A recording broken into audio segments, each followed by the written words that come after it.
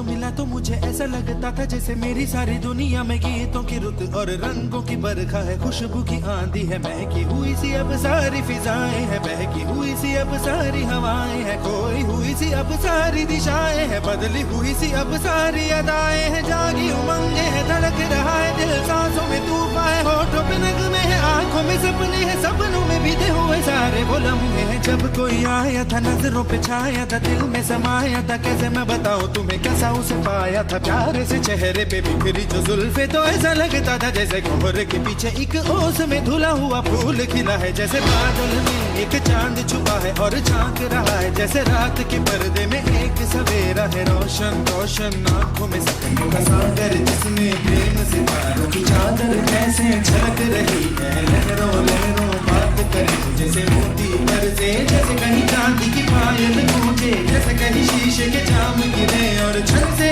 टूटे, जैसे कोई चुप के सितार बजाए, जैसे कोई चांदनी रात में गाए, जैसे कोई हौले से पास बुलाए, कैसी मीठी बातें थी वो, कैसी मुलाकातें थी वो, जब मैंने जाना था नजरों से कैसे निकलते हैं दिल पर आसमान, कैसे मंजिल और कैसे उतरता है चांद जमीन पर, कैसे कभी लगता है स्वर्ग अगर